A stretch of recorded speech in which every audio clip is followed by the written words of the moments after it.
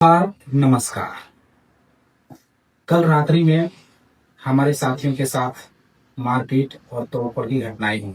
आप लोगों ने सोशल मीडिया के माध्यम से देखे होंगे, जहां हमारे स्टार प्रचारक, हमारे साथी, हमारे पदाधिकारी जहां ठहरे हुए थे, उस गेस्ट हाउस में तोड़फोड़ की गई। तोड़फोड़ के साथ में डराने धमकाने का प्रयास की गई, उसके साथ में बदसलूकी की गई, मारपीट की गई।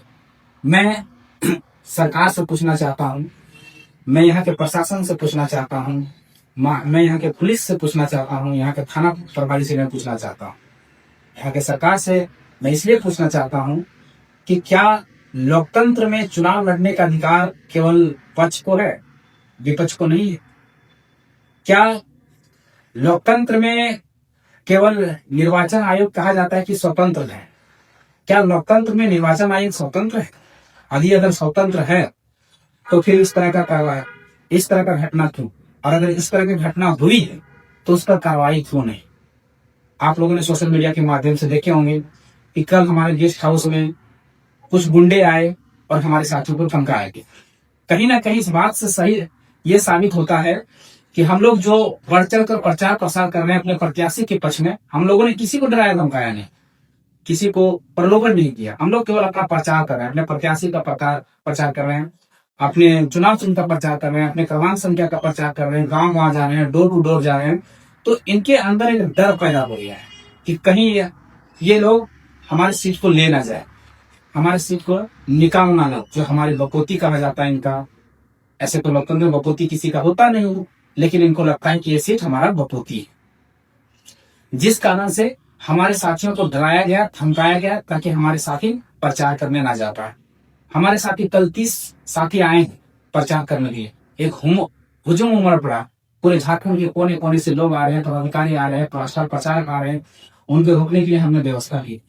व्यवस्था करने के बाद इन लोगों ने देखा कि ये लोग बाहर से आ रहे हैं, तो इनको डराया जाए, ये लोग धमकाया जाए। अगर डराएंगे, धमकाएंगे तो ये प्रत्याशी तो अकेला छोड़कर अपने घर की ओर प्रस्थान करे। लेकिन ऐसा होने वाला नहीं है, कतई नहीं है। हम लोग यहाँ चुनाव लड़ने के लिए आए हैं और दमखम से चुनाव लड़ने के लिए आए। हम लोग किसी बात का डर नहीं है, किसी बात का भय नहीं है। हम लोग चुनाव प्रचार करेंगे, चुनाव एकदम मजबूती से लड़ेंगे, रिजल्ट कुछ भी हो, लेकिन हम लोग झुकेंगे नहीं।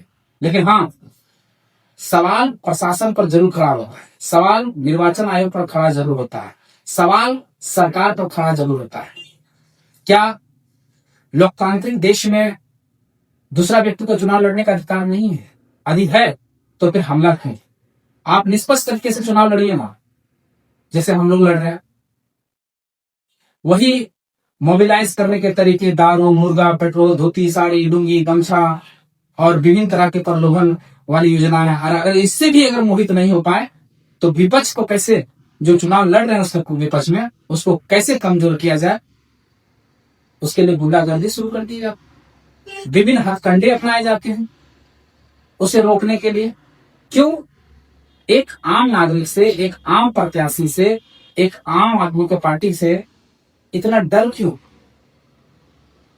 डर इसलिए शायद हो कि कहीं हम जो 15 सालों से 20 सालों से यहाँ राज कर रहे हैं, मुफ्त राज कर रहे हैं, कहीं ये उस सीट को ले ना जाए, ये डर। अगर आपने सही में काम किया होता, अगर सही में आप विकास किए होते, सही में जनता की समस्या को सुने होते, सही में जनता के दर्द को जाने होते, उनकी पीड़ा, उनके दुख, उनके तकलीफ को, अगर उनकी बातों को अगर सदन में रखे होते, उनकी समस्याओं को समाधान किए होते, तो आज आपको ये नौबत नहीं आती, ये आपका नौबत नहीं आती और आपको ये करने की जरूरत भी नहीं पड़ती, मारपीट करने की जरूरत नहीं पड़ती। और दूसरी बात देखिए कितना निंदनीय, कितना घटिया विषय है कि जब हमारे पार्टी के संयोजक बनकर आए हैं देवेंद्र नाथ महतो जी, जब वो वहां पर उस समय उपस्थित थे, उस समय वो थाना प्रभारी को फोन लगाते हैं, तो थाना प्रभारी का उस समय उत्तर क्या आता है कि अभी नहीं, हम बिहान सुबह देख लेंगे, और अगर अभी आए तो आप लोग मुश्किल में पड़ जाएंगे। अरे भाई, हम क्यों मुश्किल में पड़ जाएंगे भाई? जब यहाँ आचार संहिता लागू है, सेंसिटिव एरिया है, सेंसिटिव घोषित किया गया है, तो आपको सुरक्षा देना आपका काम, और आप उल्टा, आप पुलिस है कि गुंडा है? कहीं आप गुंडा तो नहीं? सरकार का तो आप गुंडा का रोल कर रहे हैं कि हम आएंगे तो मुश्किल में पड़ जाएंगे। तो इससे यह साबित होता है कि पुलिस आने पर आदमी को सुरक्षा महसूस होता है, और आप कह रहे हैं कि हम आएंगे तो मुश्किल में पड़, मतलब आप भय पैदा करना सर। इसका मतलब भय किससे पैदा होता है? गुंडा से पैदा होता है, आतंकवादी से पैदा होता है, माओवादी से पैदा होता है। इसका मतलब आप आतंकवादी, आप माओवादी या आप तो गुंडा है। जब आपके आने से अगर डर पैदा हो, आम आदमी के, आम जनमानस के अंदर में अगर डर पैदा होने लगे, तो आप तो इसका मतलब गुंडा है। पुलिस के आने से लोग, जनता सुरक्षा महसूस करती है, अपने आप को सुरक्षित महसूस करती है, और आप उल्टा धमका रहे हैं कि हम आएंगे तो मुश्किल में पड़ जाएंगे। कितना दुर्भाग्य विषय, कितना दुर्भाग्य की बात है कि आपके मुंह से, थानेदार के मुंह से ये शब्द निकलते, और वो भी तब जब यहाँ पर आचार संहिता लागू, जब यहाँ पर चुनाव प्रचार चल रहा, जब यहाँ पर इस एरिया में सारे बड़े बड़े नेता, मंत्री, विधायक, सांसद, हाई प्रोफाइल लोगों का आना जाना है, तब आप ये बातें कर रहे हैं। क्या अगर यही घटना बीजेपी के कार्यालय हो या फिर अन्य पार्टियों के कार्यालय, जो बड़े बड़े पार्टी है, बड़े बड़े नेता हैं, बड़े बड़े मंत्री हैं, बड़े बड़े विधायक, अगर उनके यहाँ ये हमला हुई रहती, तो क्या आप यही जवाब देते जो जवाब आपने रात को दिए थे? नहीं, ये जवाब आप कतई नहीं देते। आपका ये उत्तर कतई नहीं होता। हम लोग, हमारा क्या है कि हम लोग को कमजोर समझ रहे, इसका मतलब नहीं। जो लोग वहां कल खड़े थे, वहां प्रत्याशी खुद मौजूद था मेरा, कल भी अगर वो सदन भी जा सकते हैं। आपको इस बात का एहसास होना चाहिए, इस बात की जानकारी होना चाहिए था। हमारा जो प्रत्याशी चुनाव में खड़ा है, आप अगर बताइए ना, अगर आपके पास, अगर दूसरे पार्टियों के पास अगर ये घटना हुई रहती, तो क्या तब भी आप इसी तरह का कार्रवाई करते, इसी तरह का संज्ञान लेते कि हम रात में नहीं आएंगे, सुबह आएंगे, और अगर हम रात में आ गए तो आपको दिक्कत हो जाएगी? क्या आप ये बात तब बोल पाते? क्या आप अगर इनके चंपई सोरेन की आवास में अगर इस तरह का कार्यक्रम, इस तरह का घटना हुआ रहता हो, तो क्या आप ये बात बोल पाते? चाहे चंपई सोरेन के बेटे के कार्यालय है, जहां उनका गेस्ट रुके हुए हैं, जहां उनके प्रचारक रुके हुए हैं, यहाँ वहां ये हमला हुई रहती, तो तब भी आप यही बात करते? नहीं कर, तब आप आते दौड़े दौड़े आप।